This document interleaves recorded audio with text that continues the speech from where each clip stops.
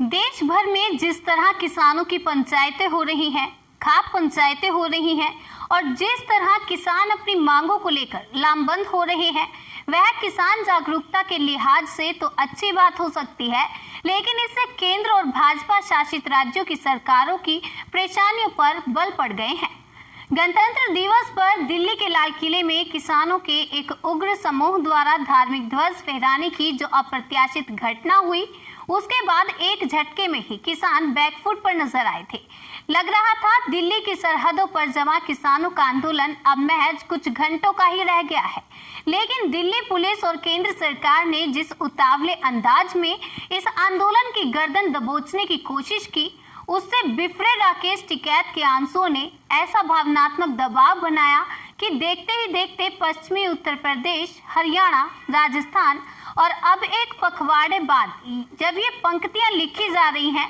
समूचा उत्तर भारत किसान महापंचायतों के तूफान से घिर गया है। गणतंत्र दिवस के बाद दिल्ली के गाजीपुर बॉर्डर में राकेश टिकैत के रो पड़ने के तुरंत बाद उनके बड़े भाई नरेश टिकैत ने 28 जनवरी 2021 को मुजफ्फरनगर में सरकार के प्रतिबंधों के बावजूद महापंचायत बुलाई और इसमें मानो इंसानों का सैलाब उमड़ ही आया हो। पंचायत स्थल में जमीन के ऊपर जाकर ड्रोन से खींची गई तस्वीरों से पता चलता है कि मुजफ्फरनगर महापंचायत में 1 लाख से कम लोग नहीं रहे होंगे,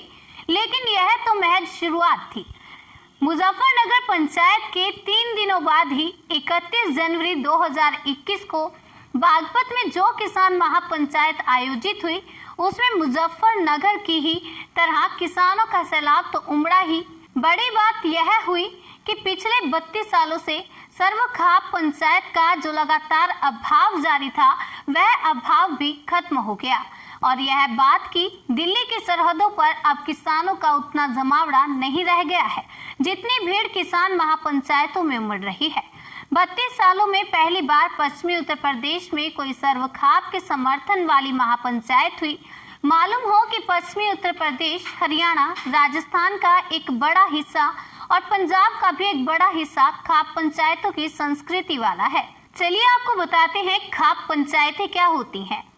खाप पंचायतें दरअसल जातीय पंचायतें होती हैं और उसमें तय हुई बातों को इन खापों के दायरे में आने वाले लोग किसी पत्थर की लकीर से कम नहीं मानते।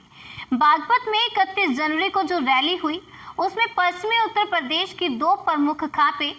बालियान खाप और देश खाप एक साथ एक पंचायत में आई। सिर्फ ये 2 खापे ही नहीं बल्कि चौबीसी, थांबा और चौगाना खापे भी इस पंचायत में एक साथ एक मंच पर इकट्ठा हो गई। इससे अंदाजा लगाया जा सकता है कि उत्तर भारत में दिल्ली के किसान आंदोलन को किसानों ने किस कदर प्रतिष्ठा का प्रश्न बना लिया है। बहरहाल सिर्फ मुजफ्फरनगर या बागपत में ही किसान महापंचायतें नहीं हुई, बल्कि पिछले 15 दिनों में अलग अलग जगहों में करीब 2 दर्जन महापंचायतें हो चुकी हैं और जिस तेजी से ऐसी ही पंचायतों की कार्य योजना बनाई जा रही है,